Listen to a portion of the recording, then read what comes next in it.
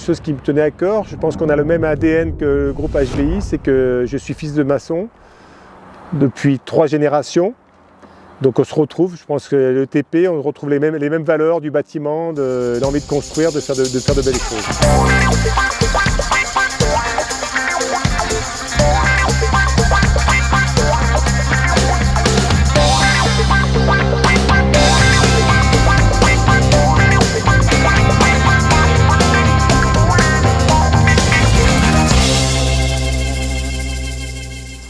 Christian Lavieille, né en 1965 à Villefranche-sur-Saône, originaire donc de la vallée d'Azergues de Ternan. J'ai commencé ma carrière en moto par passion et j'ai été champion du monde d'endurance à 3 reprises, 3 victoires Boulder, 4 aux 24 heures de Spa. En 2002, j'ai décidé de franchir le pas, de passer à l'automobile. Et cette année-là, j'étais le premier à faire le Mans auto et moto, les 24 heures de Spa également, auto et moto. Et là, je viens de terminer mon 20e Dakar.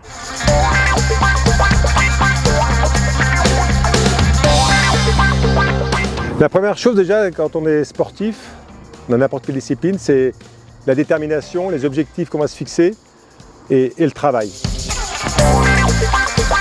Il faut se donner des convictions, des lignes de conduite à tenir, une hygiène de vie aussi, ça n'empêche pas de profiter de la vie de temps en temps, mais se garder une hygiène de vie qui vous permettra psychologiquement à atteindre vos objectifs.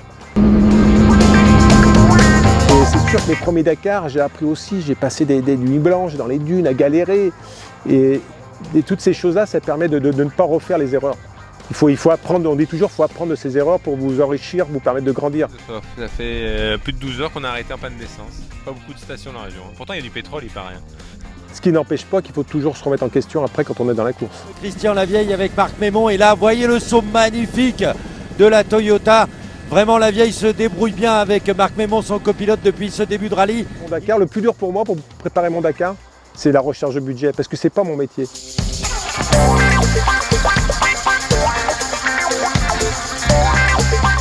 Et c'est un genre de choses que j'aime pas, parce que j'ai toujours fait de la compétition par passion, pas par reconnaissance.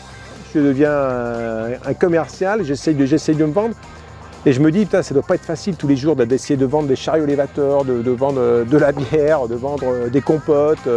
Ça doit être compliqué.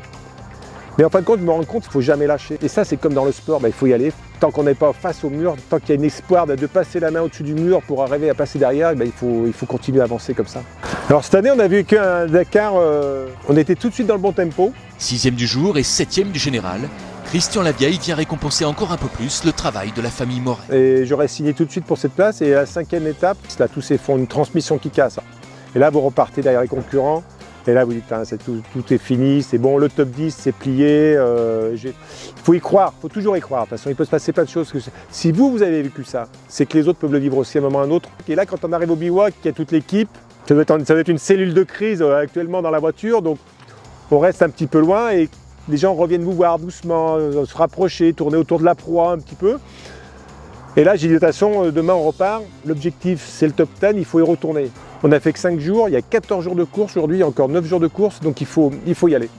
Là, il faut remotiver les équipes parce que le Dakar, c'est pas un homme, c'est pas un pilote. On est 2 dans la voiture, il y a un navigateur et surtout, il y a toute une structure autour de nous. Il y a plusieurs voitures, mais on est une 50aine de personnes et ils travaillent toute la nuit. Et le matin, ils rechargent et ça dure comme ça pendant 14 jours. Et il faut qu'on arrive à être souple avec eux, demander des choses importantes, mais aussi garder un peu de tendresse, savoir de temps en temps leur payer un café, discuter un peu avec eux, rester un petit peu avec eux pour échanger, parce que c'est dur. Le boulot de mécanicien sur un Dakar, c'est difficile, parce qu'on est reparti 106e, et quand vous repartez derrière, c'est plus la même course. Quand vous passez 106e derrière les camions d'atout, c'est des tranchées.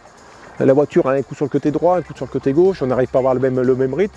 Et on a vu qu'au fil des jours, on s'est rapproché, on est revenu, on s'est rapproché du top 10. Et là, il faut vraiment qu'il y ait une grosse cohésion, parce qu'il y a des moments où il y aura de la fatigue, il y a de la tension, on a galéré, on a mécaniqué. Cette année, on a fait 11e, mais j'étais frustré à l'arrivée de Dakar, parce que je savais qu'on pouvait faire 7, 8 et gagner la catégorie au lieu de faire 2e. À un moment, il faut savoir apprécier, il faut dire, en fin de compte, avant le départ de la course, j'aurais signé déjà pour cette 11e place. Puis surtout, je roulais avec des partenaires comme HBI. Je me suis donné du mal à créer un lien avec HBI, de rapporter une image. Donc j'ai pas le droit et j'ai pas envie de les décevoir. Quand tout se passe bien, je reçois des messages d'encouragement. Mais ce que j'ai apprécié cette année, c'est quand le jour où on a eu galère, qu'on est reparti loin derrière, 104e, j'ai reçu plein de messages d'encouragement. J'ai dit, bah là, on n'a pas le droit de baisser les bras, il faut y aller. 45th edition of the Dakar Rally is go.